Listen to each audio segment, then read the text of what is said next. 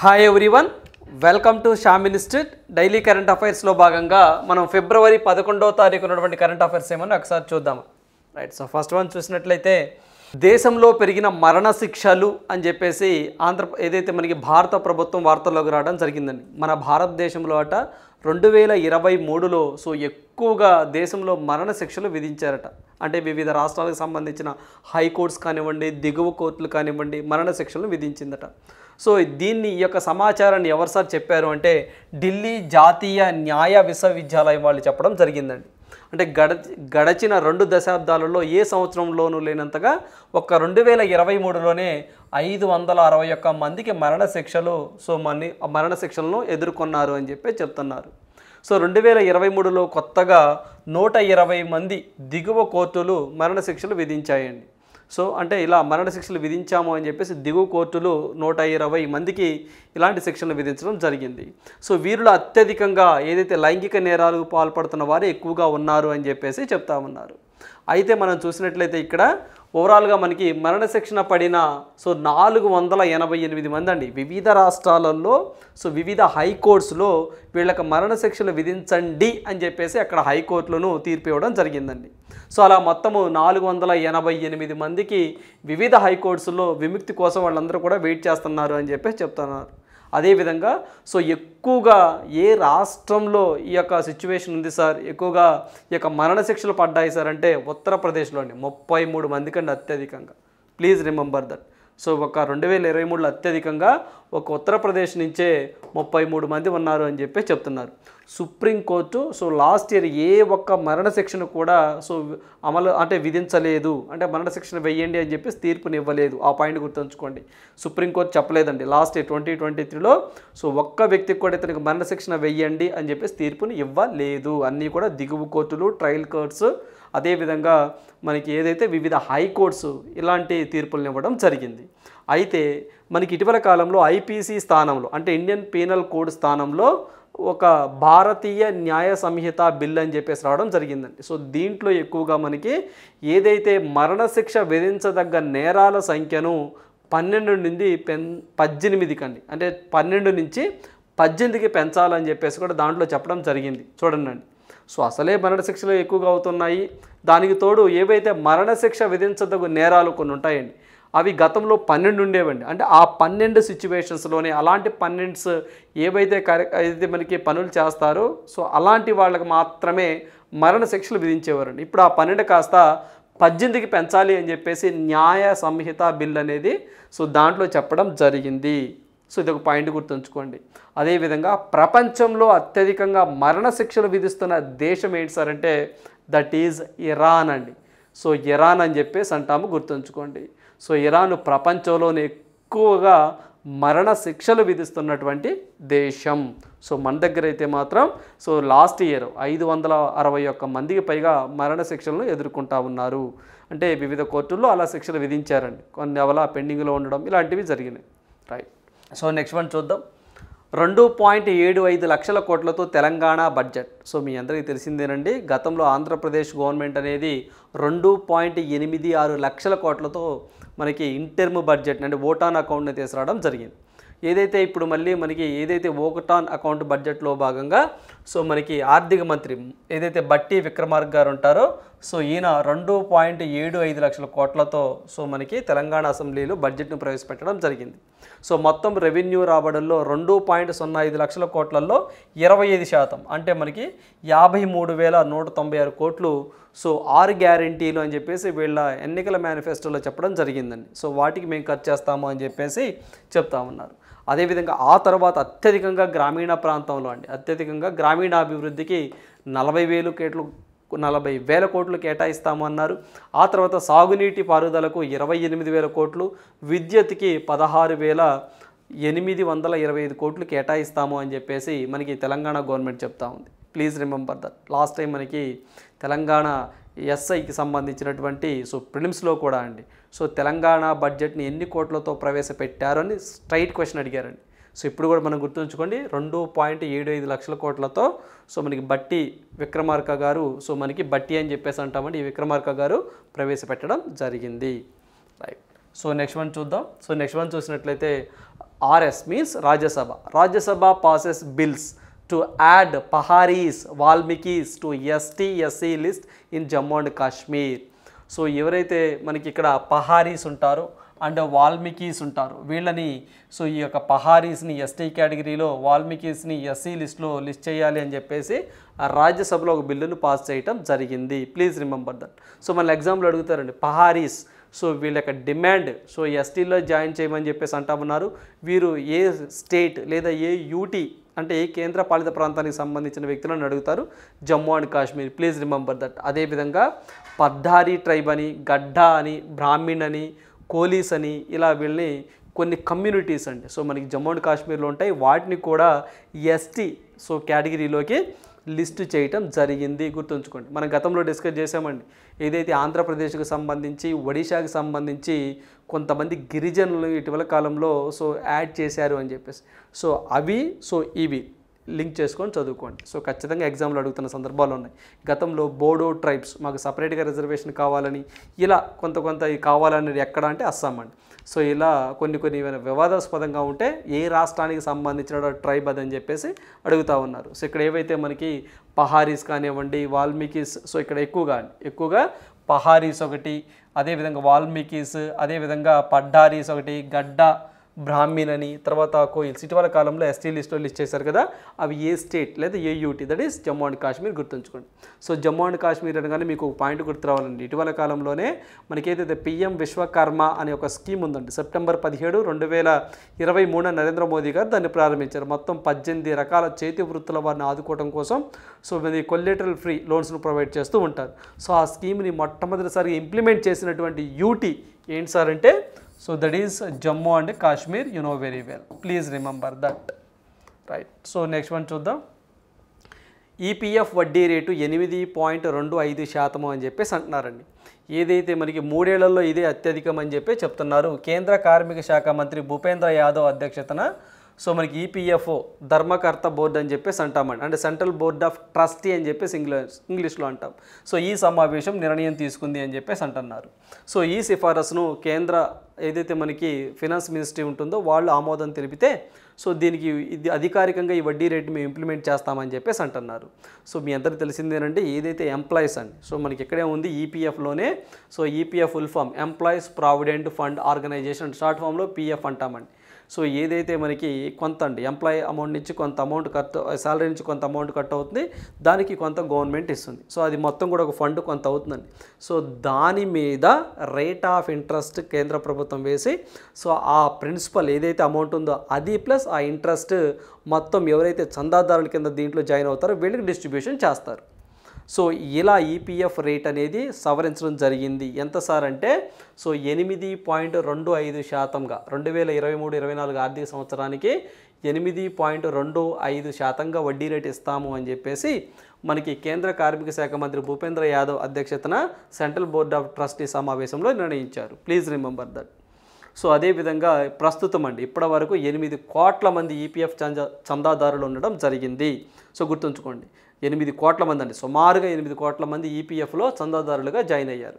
So ఇది మనకి ఏంటి సార్ అంటే ఆఫ్టర్ దట్ అంటే మనకి ఏదైతే గవర్నమెంట్ ఎంప్లాయీస్ అండి పదవీ విరమణ చేసిన తర్వాత వారికి కొంత అమౌంట్ అనేది ఈపీఎఫ్ రూపంలో ఇస్తూ ఉంటారు. అంటే ఆల్రెడీ శాలరీలో కొంత కట్ అయినాయి కదండి. సో దానికి కొంత ఏదైతే మనకి అమౌంట్ ఉంటుందో ఆ అమౌంట్ మీద రేట్ ఆఫ్ ఇంట్రెస్ట్ వేసి వాళ్ళకి డిస్ట్రిబ్యూషన్ చేస్తారు ఆ చందాదారులకు. మొత్తం 8 కోట్ల మంది ఉన్నారు గుర్తుంచుకోండి.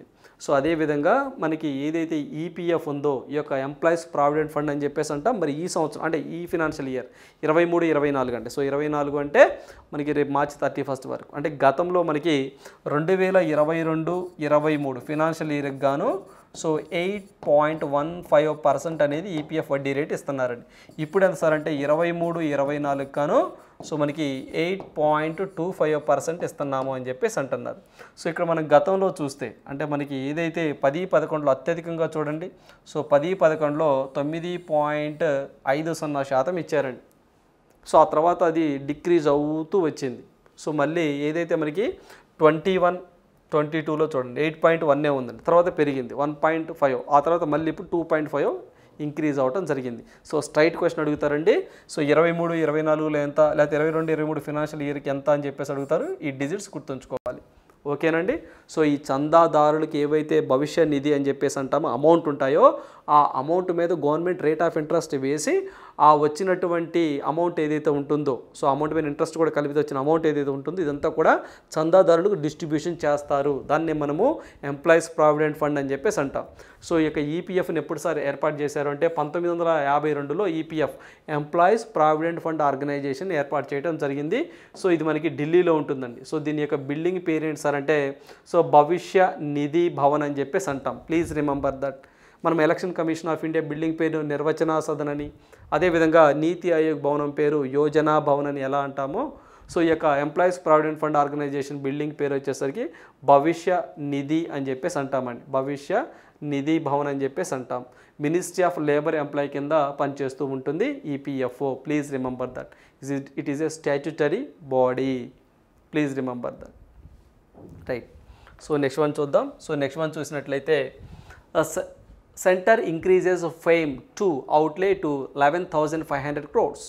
సో మనకి ఫేమ్ అనే ఒక స్కీమ్ వార్తల్లోకి రావడం జరిగిందండి. సో మీ అందరికీ తెలిసిందే ఫేమ్ అని చెప్పేసి అంటామండి. సో ఫేమ్ ఎఫ్ఏఎంఈ ఫేమ్ అని చెప్పేసి అంటాం. దీని ఫుల్ ఫామ్ మనం చూసినట్లయితే ఫాస్టర్ అడాప్షన్ ఏంటండి ఫాస్టర్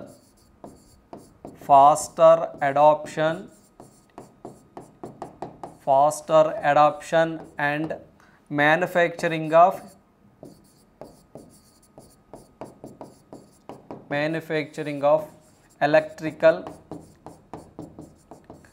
ఎలక్ట్రికల్ హైబ్రిడ్ వెహికల్స్ లేదా వెహికల్స్ అని చెప్పేసి అంటామండి. వెహికల్స్ అని చెప్పేసి అంటాం. సో మనకి FAME అని చెప్పేసి అంటాం. సో మెయిన్గా ఏంటంటే దేశంలో సో ఈ యొక్క విద్యుత్ వాహనాలను సో మనకి ఎంకరేజ్మెంట్ చేయాలి, వాటి యొక్క ప్రొడక్షన్ పెంచాలనే ఉద్దేశంతో ఫేమ్ అనే ఒక స్కీమ్ని కేంద్ర ప్రభుత్వం తీసుకురావడం జరిగింది. సో ఫస్ట్ ఫేజ్ ఏదైతే మనకి ఫేమ్ 1 అని చెప్పేసి సో మనకి ఫేమ్ 1 అని చెప్పేసి తీసుకొచ్చారండి. ఎప్పుడు సార్ అంటే 2015 నుంచి 2019 మార్చి 31 వరకు ఫేమ్ 1 అండి. సో దీనికోసం 895 crores అనేది సెంట్రల్ గవర్నమెంట్ కేటాయించింది. అదేవిధంగా ఇప్పుడు ప్రజెంట్ ఫేమ్ 2 నడుస్తూ ఉంది.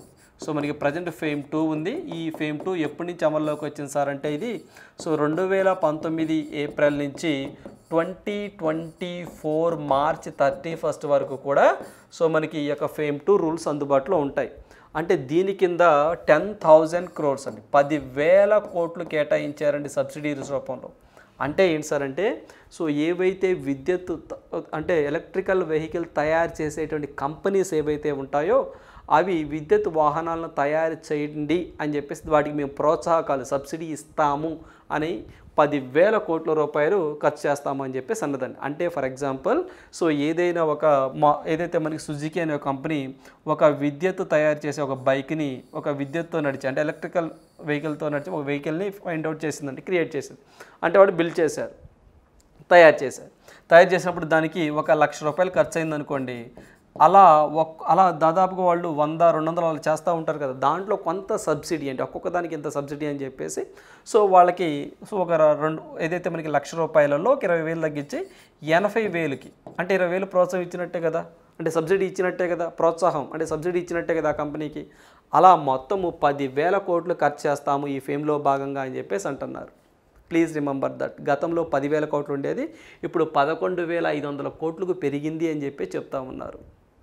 అదేవిధంగా ఈ యొక్క ఫేమ్ స్కీమ్లో భాగంగానే 10,000 PM ఈ బస్సెస్ అండి. సో 10,000 సో 10,000 10,000 PM ఈ బస్సెస్ అని చెప్పేసి అంటాము. ఈ యొక్క ఈ బస్సెస్ కూడా మేము రాబోయే 6 monthsలో తీసుకొస్తామని చెప్పేసి నరేంద్ర మోదీ గారు చెప్తా ఉన్నారు. సో ఇవన్నీ కూడా ఎందుకు సార్ అంటే ఈ యొక్క ఫేమ్ అనే స్కీమ్ ముఖ్య ఉద్దేశం ఏంటి సార్ అంటే ఎలక్ట్రికల్ వెహికల్ని ప్రోత్సహించాలి. సో ప్రోత్సహించాలి అంటే తయారు చేసే కంపెనీస్ని మనం ఎంకరేజ్మెంట్ చేయాలంటే కొంత అమౌంట్ ఖర్చు చేయాలి. దానికోసమే గతంలో 10,000 కోట్లు కేటాయిస్తాము, అంత ఖర్చు చేస్తామన్నారు. కానీ ఇప్పుడు పెంచారు. సో 11,500 కోట్లు ఖర్చు చేస్తామన్నారు. ఇప్పుడు ఫేమ్ 2 ఎప్పటి వరకు అందుబాటులో ఉంటుంది? 2024 మార్చ్ 31 నాటికి, ఇది ఫిబ్రవరి కదా, నెక్స్ట్ మంత్ దాకా 31 మార్చ్ 31 వరకు కూడా ఈ ఫేమ్ 2 రూల్స్ అనేవి గైడ్లైన్స్ ఉంటాయి. మెయిన్గా ప్రజా పంపిణీ వ్యవస్థలో అంటే పబ్లిక్ ట్రాన్స్పోర్ట్ సిస్టంలో ఈ యొక్క విద్యుత్ వాహనాలను ఎక్కువగా పెంచాలనే ఉద్దేశంతో ఈ స్కీమ్ని 2015లో సెంట్రల్ గవర్నమెంట్ తీసుకురావడం జరిగింది. Please remember that. ఎందుకు సార్ అంటే 2070 కల్లా, అంటే 2070 కల్లా జీరో కార్బన్ ఎమిషన్ సాధించాలని మనం టార్గెట్గా పెట్టుకున్నాం కదా. సో అందులో భాగంగానే రేపు రాబోయే అన్నీ కూడా ఫ్యూచర్లో సో అంతా కూడా ఎలక్ట్రికల్ వెహికల్సే ఉంటాయండి. అంటే పెట్రోల్తో డీజిల్తో నడిచేవి చాలా తగ్గిపోతాయి. బికాజ్ ఆఫ్ ఎందుకు సార్ అంటే మనము ఈ యొక్క CO2 లెవెల్స్ పొల్యూషన్స్ బాగా ఎక్కువ ఉన్నాయంటండి. సో మన గ్లోబల్ వార్మింగ్ తగ్గించాలి అంటే సో వీటి యొక్క వాడకాన్ని ఎక్కువగా చేయాలి అని చెప్పేసి కేంద్ర ప్రభుత్వం చెప్తా ఉంది. రైట్. సో నెక్స్ట్ వన్ చూద్దాం. సో నెక్స్ట్ వన్ చూసినట్లయితే Asian Development Bank appoints Mio Oka as the country director for India. So ADB మరోసారి వార్తల్లోకి రావడం జరిగిందండి. ఏషియన్ డెవలప్మెంట్ బ్యాంక్ షార్ట్ ఫామ్లో ఏడీబీ అని చెప్పేసి అంటాము. సో ఈ యొక్క ఏడీబీ అనేది 1966లో ఏర్పాటు చేశారు. సో మనీలా ఫిలిప్పైన్లో దీని యొక్క హెడ్ క్వార్టర్ ఉంటుందండి. సో మసాట్సుగు అసకావా అనే వ్యక్తి ఏడీబీకి ప్రెసిడెంట్గా ఉన్నారు. ఈయన జపాన్ కంట్రీకి సంబంధించిన ఆయన ఓవరాల్గా ఏడీబీకి ప్రెసిడెంట్ అండి. ఒక్కొక్క కంట్రీకి ఒక్కొక్క డైరెక్టర్ ఉంటారండి ఏడీబీ నుంచి. మొత్తం దగ్గరగా 68 దేశాలు దీంట్లో ఉంటాయండి దగ్గరగా.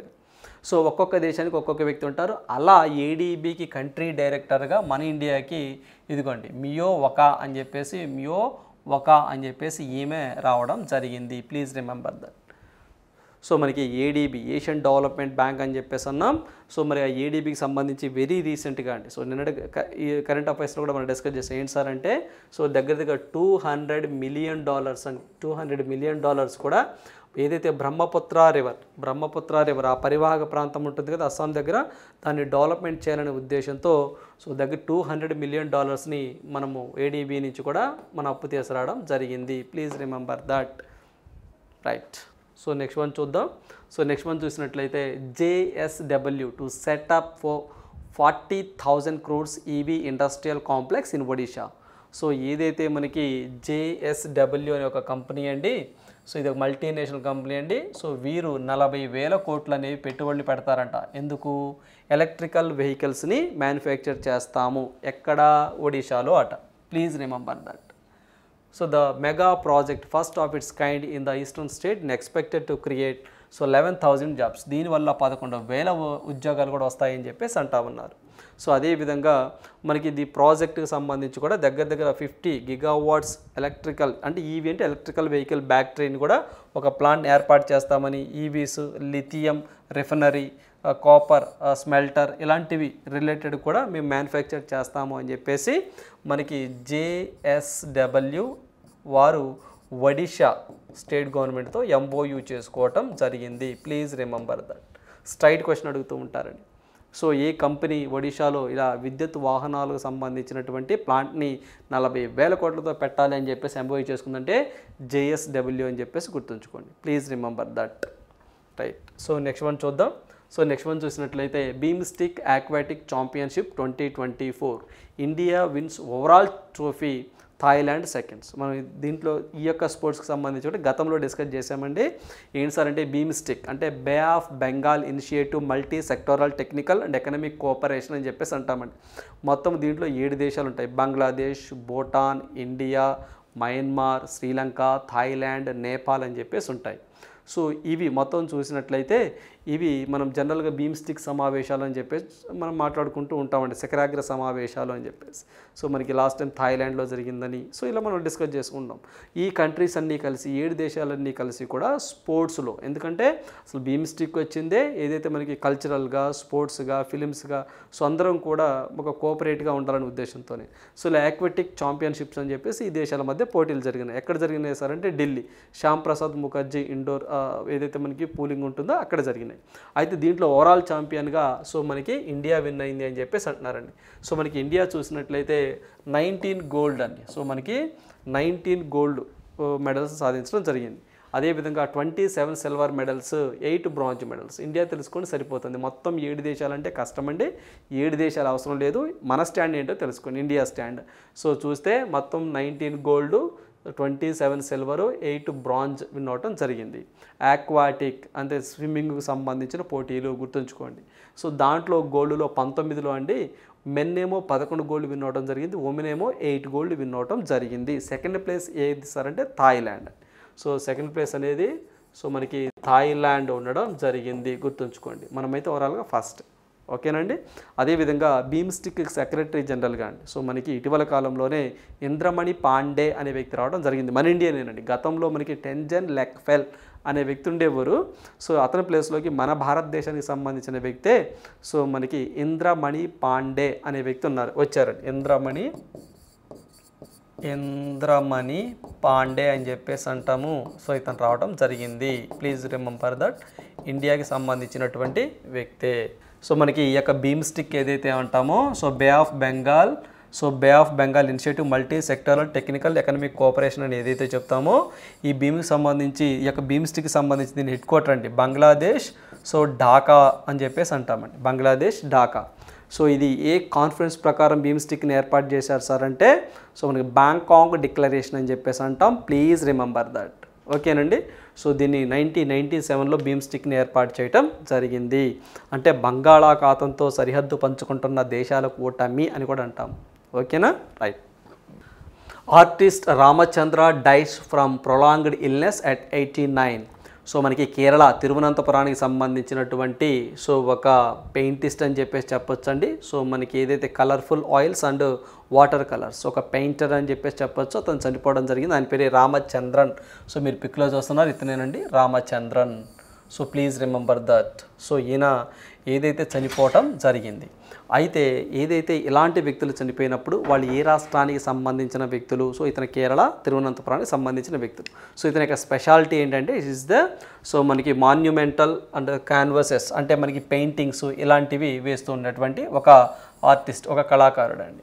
అదేవిధంగా ఇతనికి పద్మభూషణ్ అవార్డు కూడా రావడం జరిగిందండి. మీ అందరికీ తెలిసిందే పద్మవిభూషణ్, పద్మభూషణ్, పద్మశ్రీ. దాంట్లో ఈ పద్మ అవార్డ్స్లో సెకండ్ హైయెస్ట్ అండి పద్మభూషణ్ అవార్డు అని చెప్పేసి అంటాం. 2005లో రావడం జరిగింది. Please remember that.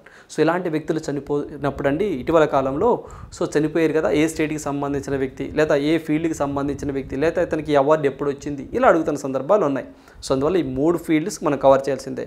So Padma Bhushan అనేది ఇతనికి 2005లో రావడం జరిగింది. కేరళ స్టేట్కి సంబంధించిన వ్యక్తి ఈజ్ ఏ పెయింటిస్ట్ అని చెప్పేసి కూడా పెయింటర్. సో పెయింటర్ అని కూడా మనం చెప్పచ్చు. Please remember that. ఓకేనండి. సో చెక్ లిస్ట్ ఇది ఒకసారి చూద్దామండి.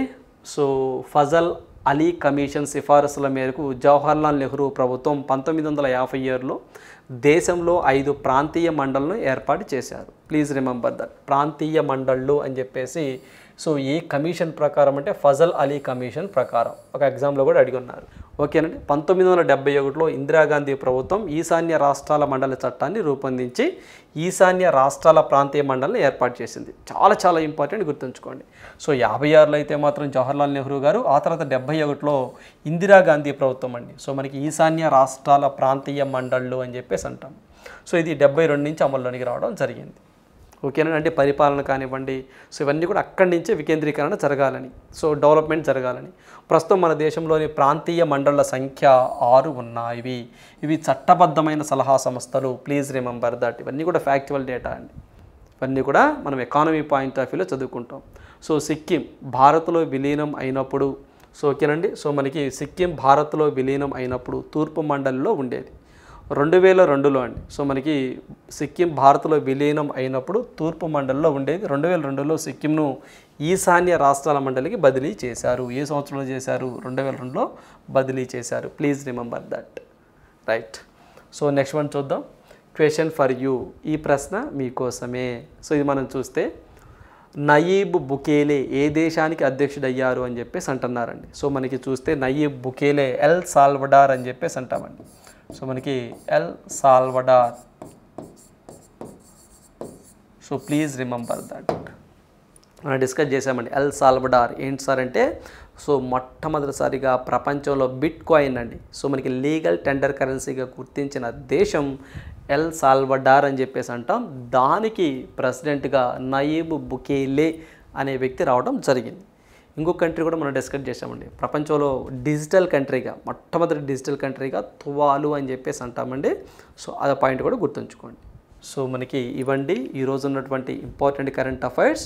సో మనం ప్రతిసారి చెప్తూనే ఉంటామండి, కరెంట్ అఫైర్స్ అనేవి అప్పుడప్పుడు చదివితే గుర్తుండవండి. సో ప్రతిరోజు కూడా ఖచ్చితంగా 1 అవర్ ఖచ్చితంగా కరెంట్ అఫైర్స్ కేటాయించవలసిందే. సో ఎగ్జామ్ మనకి ఒక 6 months 1 year ఉందన్న కానీ ఇప్పటి నుంచే మనం కరెంట్ అఫైర్స్ అలవాటు చేసుకుంటే ఈజీగా ఉంటాయి. So thank you, all the best.